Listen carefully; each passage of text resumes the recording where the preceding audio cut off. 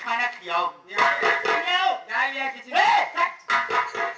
Kitchen से जात बलिया हे मत देने जवान खाना कुत्ता उठाएगा रखा बा वो खाना के रंडी के अगर पियासी होइला तो जमने हौदम पानी भरा गोरु पिया थी वो पानी के रंडी के हटाएगा।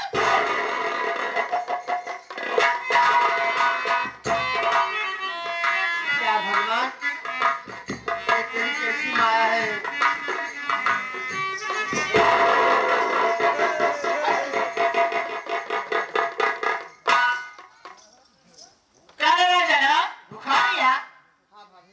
बैठ ले खा बैठ बहुत जोर से भूख लगी बा ए ना जनवाया ले खा ले ले खा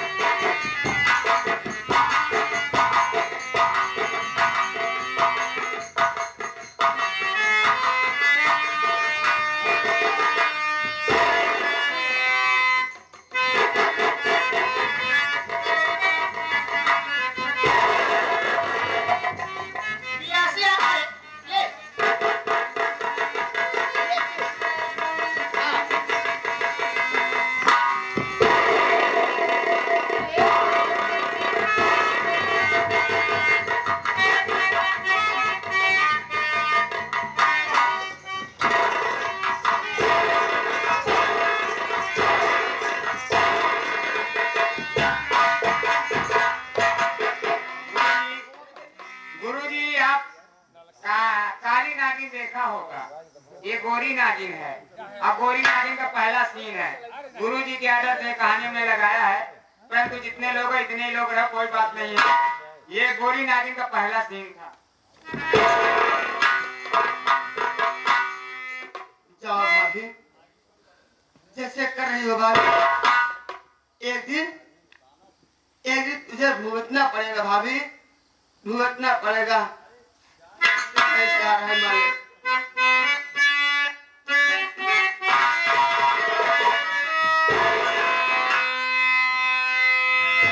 अरे कहा बेटा तब से हुआ पहले आपन कहा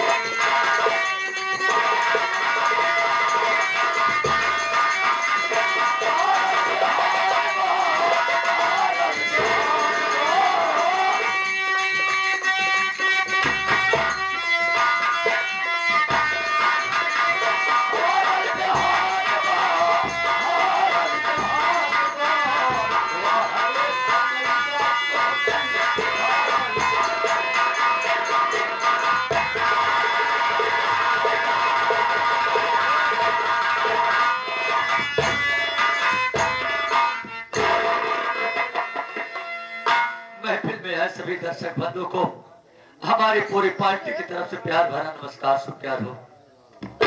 मेरे भाई, मेरा नाम रमेश कुमार है और मैं जिला पटना ग्राम प्रेम नगर के निवासी हूँ।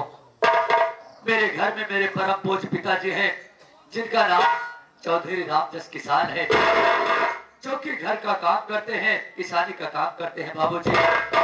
और मेरे चचेरे बड़े भैया हैं जिनका नाम श्री राम जयपाल जहरीला है, और मेरे सगे बड़े भैया हैं जिनका नाम श्री राहुल कुमार है, जो कि जिला प्रयागराज नवाबगंज थाने में एक पुलिस इंस्पेक्टर की हैसियत से तैनात है बाबू। उनकी धर्मपत्नी मेरी बड़ी भाभी माँ है जिनका नाम श्रीमती राजकली है। साथियों, मेरी बीवी का नाम रेखा देवी है और मेरे घर में एक प्यारी दुलारी बहन है जिसका नाम रंजना देवी है। साथियों, आज 6 महीने हो गए मैं अपने घर प्रेम नगर से अपने ससुराल बीरापुर प्रतापगढ़ में रह रहा हूँ, लेकिन 6 महीने पहले जब आया था तो मैं अच्छा भला आया था, लेकिन आज 1 महीने पहले की बात है भैया, 1 महीने पहले की बात है, मेरे शरीर में बहुत जलन उठी भैया। डॉक्टर साहब आए, शाम को दवा दिए, मेरे शरीर का जलन ठीक हो गया, लेकिन जब हम सुबह उठे तो मेरे दोनों हाथों में कोढ़ नजर आया।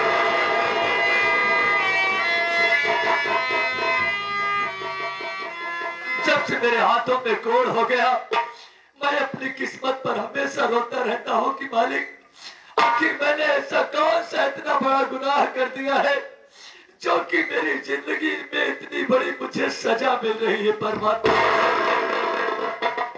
और अपनी रेखा को बहुत समझाता हूँ कि रेखा, मैं एक कोढ़ी इंसान हूँ। सारी दुनिया, जो मेरे यार दोस्त हमसे बहुत प्रेम करते थे, जब से मेरे हाथों में कोढ़ हो गया है, सब यार दोस्त कतराते रहते हैं।